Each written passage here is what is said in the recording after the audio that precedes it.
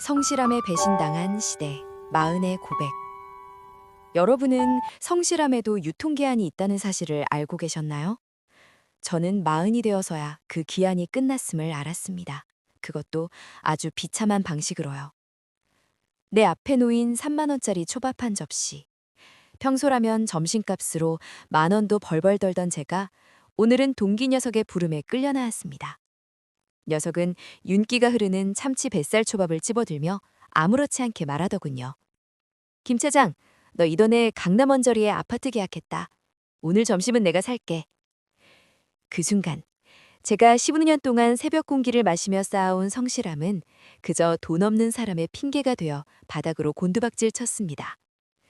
왕복 3시간의 출퇴근길, 남들 쉴 때 썼던 보고서, 상사의 질책을 견디며 지켜온 내 자부심. 저는 제가 정말 잘 살고 있는 줄 알았습니다. 정직하게 땀 흘리면 세상이 보답해 줄 거라 믿었으니까요. 하지만 세상은 제 노력의 양이 아니라 제가 외면했던 자산의 속도를 묻고 있었습니다. 저 정말 잘못 살아온 걸까요? 오늘 저는 여러분께 조금 아픈 고백을 해보려 합니다. 저처럼 앞만 보고 달렸지만 어느 날 갑자기 길을 잃어버린 모든 분들과 이 이야기를 나누고 싶습니다. 올해로 마흔이 된 저의 하루는 매일 똑같았습니다. 새벽 6시 10분, 머릿맡에서 울리는 날카로운 알람 소리와 함께 눈을 뜹니다. 핸드폰을 들어 주식창이나 뉴스레터를 확인하는 대신 저는 습관적으로 양말을 찾고 셔츠를 입습니다. 경기도 외곽에서 서울 중심부까지 꽉 막힌 광역버스 안에서 꾸벅꾸벅 졸면서도 저는 늘 스스로를 대견하게 여겼습니다. 오늘도 나는 참 부지런하다. 이 성실함이 결국 나를 지켜줄 거야. 오전 9시 정각, 제 자리에 앉아 컴퓨터 전원을 켭니다. 15년째 반복되는 루틴입니다. 저는 회사에서 꽤 인정받는 직원입니다. 상사들은 까다롭고 손 많이 가는 업무를 항상 저에게 맡깁니다. 제가 하면 사고가 나지 않는다는 걸 알거든요. 평가 시즌마다 제 인사고과표엔 항상 우수라는 단어가 적혔습니다. 그 성취감으로 살았습니다. 남들 주식 차트 들여다보며 한숨 쉴 때 저는 보고서의 오타를 하나 더 찾았습니다. 위험해 보이는 투기판 대신 조금씩 쌓이는 적금 통장의 앞자릿수가 바뀌는 걸 보며 뿌듯해했습니다. 그게 제가 부모님께 배운 삶의 정답이었으니까요. 초밥집에서 녀석의 말을 듣는 순간 제 머릿속엔 5년 전의 기억이 파편처럼 스쳐 지나갔습니다. 당시에도 그 동기 녀석은 저에게 손을 내밀었었죠. 김 차장, 이번에 신도시 공고 떴는데 대출 좀 받아서 같이 가보자. 지금 안 하면 평생 후회해. 그때 저는 녀석을 보며 속으로 코웃음을 쳤습니다. 무슨 대출? 빚내서 집 사는 게 얼마나 위험한데? 땀 흘려 번 돈 아니면 다 모래성이지. 저는 녀석의 조언을 투기꾼의 유혹이라 치부하며 단칼에 거절했습니다. 오히려 녀석이 주말마다 모델하우스를 보러 다닐 때 저는 회사에 나와 자발적으로 일을 했습니다. 상사에게 김 차장 역시 성실해 라는 칭찬 한마디를 듣는 게 집값이 오르는 것보다 가치 있다고 믿었으니까요. 그뿐만이 아니었습니다. 3년 전 친한 선배가 유망한 스타트업으로 함께 옮기자고 제안했을 때도 저는 안정이라는 감옥을 선택했습니다. 선배, 무언보다는 가늘고 길게 가는 게 최고죠. 라며 웃었습니다. 지금 생각해보니 저는 성실했던 게 아니라 변화가 무서워 성실함이라는 동굴 속으로 도망쳤던 것이었습니다. 녀석이 거친 파도를 타며 자산을 캐올 때 저는 동굴 안에서 벽만 닫고 난 깨끗하게 살고 있어 라고 자위했던 겁니다. 그 벽이 무너질 줄도 모르고 말이죠. 그렇게 자부했던 제 성벽에 균열이 가기 시작한 건 다시 그 초밥집이었습니다. 제 옆자리에 박 차장.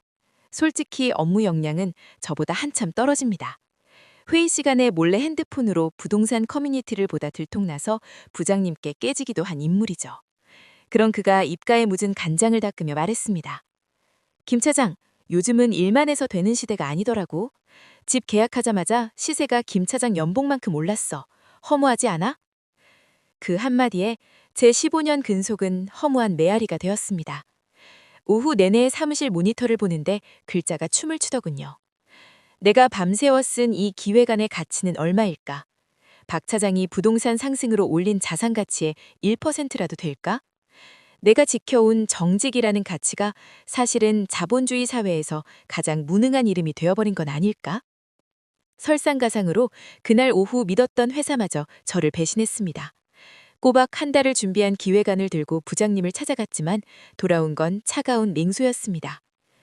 김 차장, 요즘 세상이 어떤데 아직도 이런 아날로그적인 기획을 들고 와? 옆팀 박 차장 봐봐. 걔는 업무 효율 따져서 시스템화 다 해놨잖아. 김 차장은 성실하긴 한데 좀 답답해.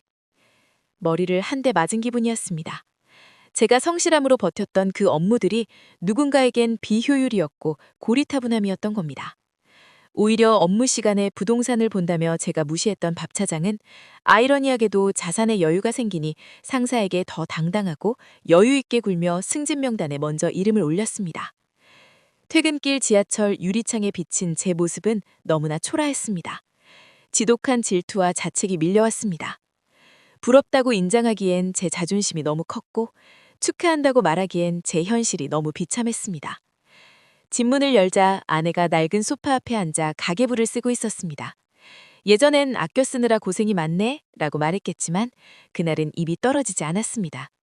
내가 안전이라는 이름으로 선택한 이 정체된 삶 때문에 내 가족이 저가 커피 한 잔을 아까워하는 건 아닌가 하는 생각에 목이 메어왔습니다. 여러분, 저는 여전히 회사원입니다. 여전히 매달 월급을 기다리고 적금을 붓습니다. 하지만 예전처럼 마음이 편하지는 않습니다. 누군가 저에게 김 차장 참 성실해 라고 말해주면 그 말이 마치 너는 참 세상 물정 몰라 라는 말처럼 들려 가슴이 따끔거립니다. 저는 이제야 깨달았습니다. 아무것도 하지 않는 선택이 사실은 가장 위험한 선택이었다는 것을. 파도를 타지 않고 가만히 서 있는 배는 결국 제자리에서 썩어갈 뿐이라는 사실을요. 그렇다고 당장 사표를 던지거나 투기판에 뛰어들겠다는 건 아닙니다. 다만 변화가 무서워 성실함이라는 동굴 속으로 숨었던 과거의 저를 인정하고 이제는 동굴 밖으로 한 걸음 내디뎌 보려 합니다. 내 성실함이 헛된 고집이 되지 않도록, 내 가족에게 미안한 핑계가 되지 않도록 저는 이제야 비로소 진짜 세상을 공부하기 시작했습니다. 가슴이 답답하고 초조해진 마흔의 어느 날, 여러분은 지금 어떤 선택을 하고 계신가요? 여러분이 믿고 있는 그 성실함은 지금 세상에도 여러분의 미래를 지켜줄 유효한 카드인가요? 오늘 제 아픈 고백이 여러분께 조금 질문이 되었기를 바랍니다. 네, 너무 빠르게 변하는 세상에 요즘 마음 불편하신 분이 많을 것 같습니다. 모르긴 하지만 다들 어느 정도 불안함을 가지고 살고 있지 않을까요? 여러분은 어떠신가요? 오늘의 사연은 여기까지입니다. 들어주셔서 감사합니다.